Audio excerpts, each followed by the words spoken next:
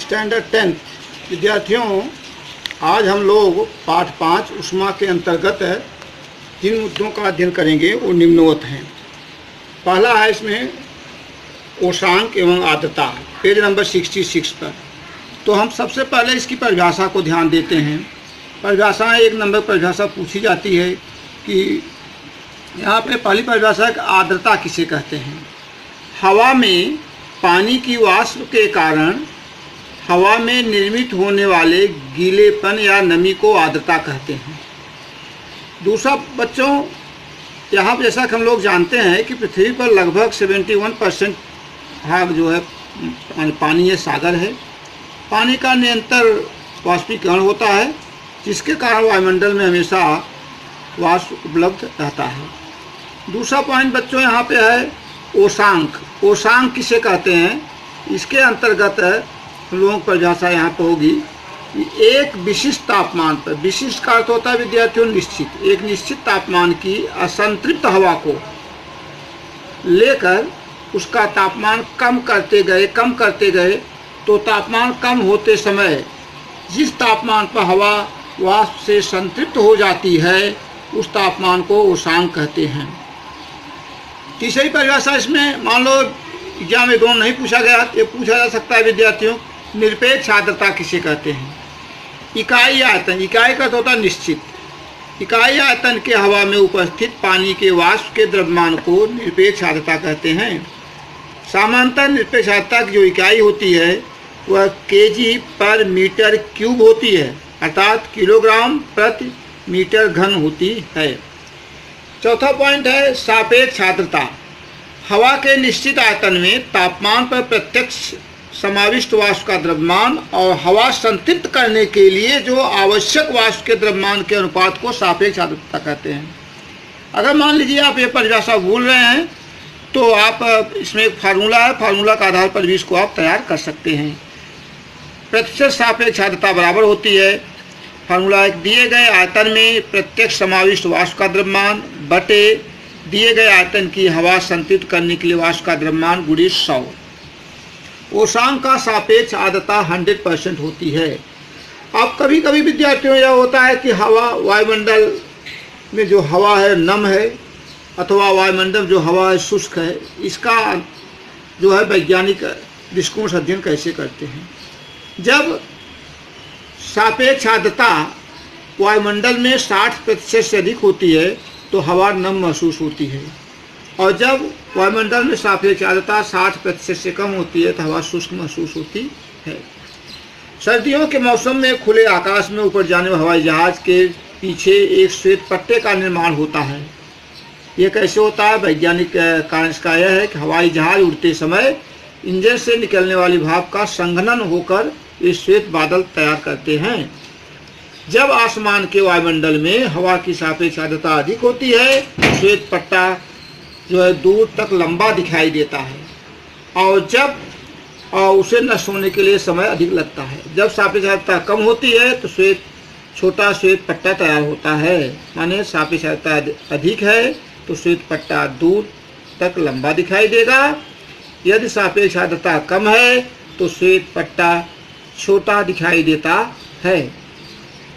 बच्चों, आप लोग अध्ययन किए होंगे फ्रिज में कि ठंडे पानी की बोतल प्रशीतक से निकालकर टेबल पर रखते हैं तो बोतल के बाहरी सतह पर पानी की बूंदें जमा हो जाती हैं।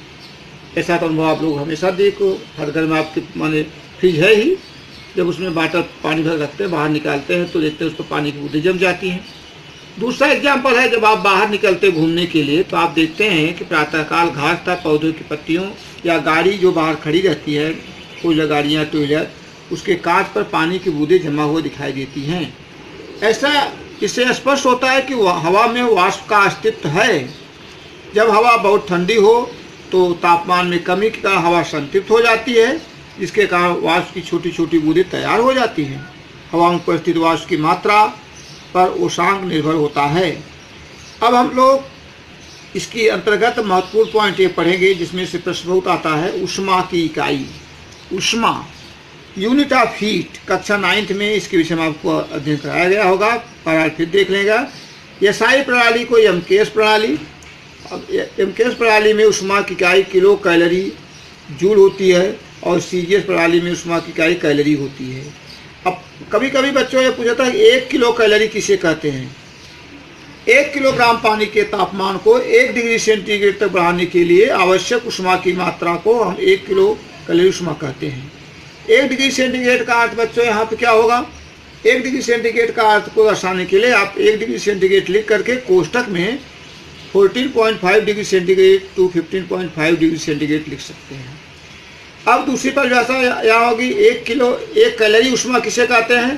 तो जो बच्चों वहाँ पे 1 किलोग्राम पानी लिया था तो किलो हटा दो, तो यहाँ होगा 1 ग्राम पानी का तापमान। केवल दोनों परिभाषा में अंतर इतना ही है कि वहाँ पे किलोग्राम रहेगा, इसमें किलो नहीं रहेगा, केवल ग्राम रहेगा। शेष बातें वही हैं कि 1 ग्राम पानी का तापमान 14.5 डिग्री सेंटीग्रेड से 15.5 डिग्री सेंटीग्रेड अर्थात 1 डिग्री सेंटीग्रेड बढ़ाने के लिए आवश्यक ऊष्मा को 1 किलो कैलोरी कहते हैं।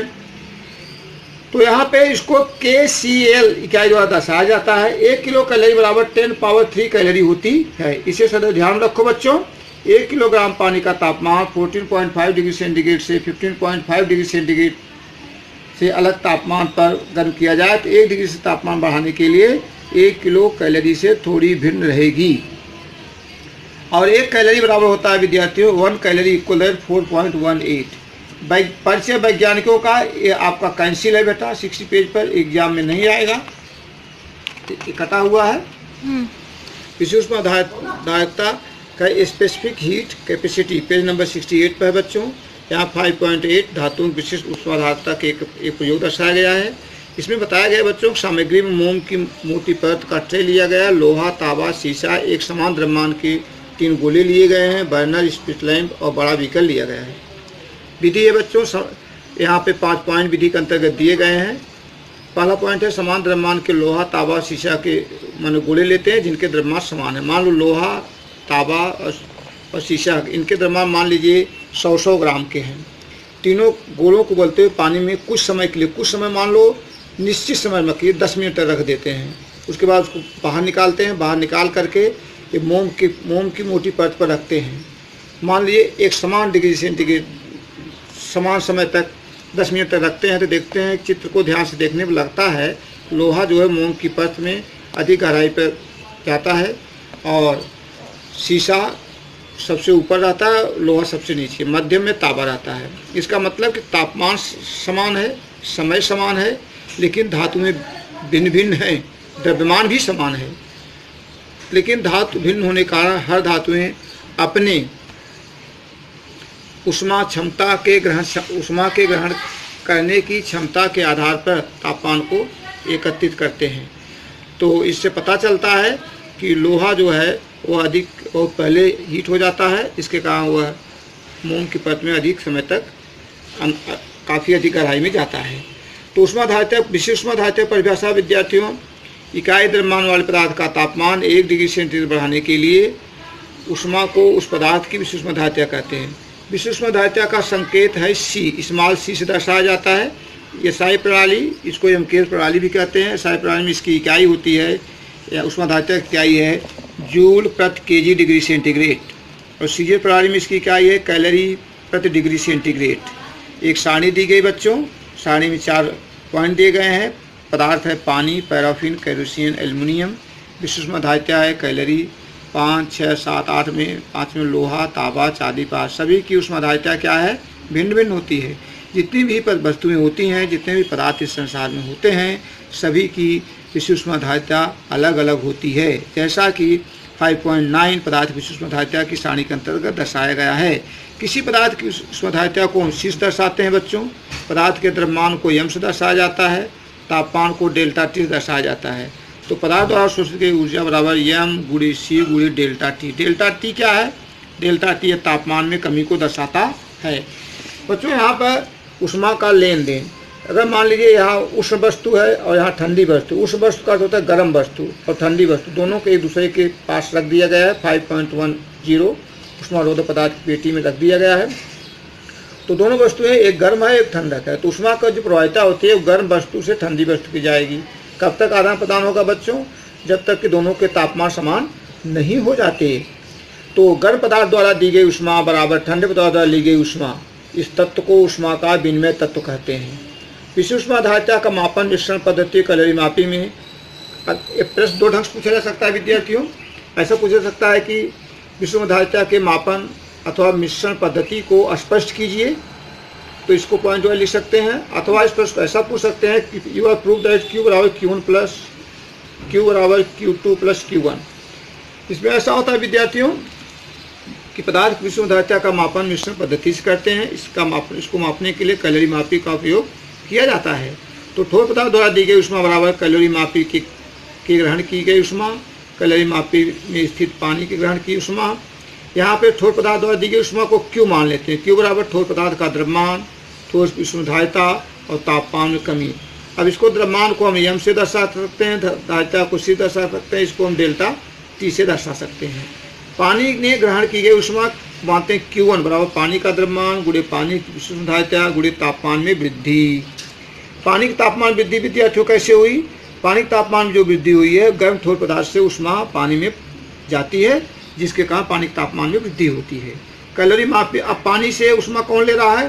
कैलोरी मापी। तो कैलोरी मापी से ग्रहण की गई ऊष्मा Q2 बराबर कैलोरी मापी का द्रव्यमान गुणे कैलोरी मापी विषुव धारिता गुणे तापमान में वृद्धि। इस प्रकार से Q बराबर Q2 प्लस Q1 इस सूत्र की सहायता से किसी पदार्थ की विषुव धारिता ज्ञात कर ली जाती है। यह क्वेश्चन आपके अगर पेपर में एग्जाम आएगा तो क्वेश्चन नंबर 4 में प्रश्न मोस्टली पूछा जाता है, अथवा 3 में भी ये 3 नंबर पूछ सकते हैं, अथवा 4 नंबर का प्रश्न ये पूछा जा सकता है। सूचना और संचार प्रौद्योगिकी के साथ एग्जाम विद्यार्थियों नहीं आएगा। तो आपका ये पाठ समाप्त हुआ। आप लोग जो है इसमें स्वाध्याय के माने हल किए गए उदाहरण नंबर 1 के प्रश्न को कर लेंगे, उदाहरण नंबर 2 को कर लेंगे, उदाहरण नंबर 3 एक कैंसिल किया गया, एग्जाम में नहीं आएगा। ये सब कैंसिल है बच्चों, स्वाध्याय के सभी प्रश्न करना है। इसके साथ साथ कुल मिला करके यहाँ पे उपक्रम नहीं करना है। तो पेज नंबर स्वाध्याय में पेज नंबर 71 और पेज नंबर 72 सभी प्रश्न करने हैं, और कुछ इससे संबंधित छोटी परिभाषाओं का प्रश्न मैंने बनाया है, उसको आप देख लें, उसको आप हल कर लेंगे।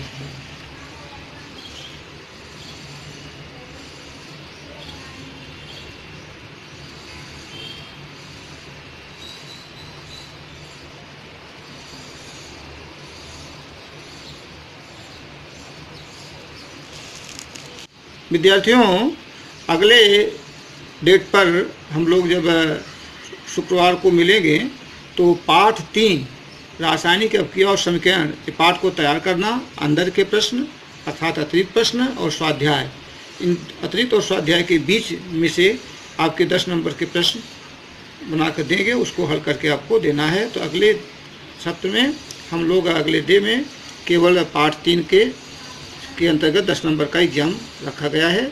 इसको अच्छे से तैयार कर रखना है। Best of luck.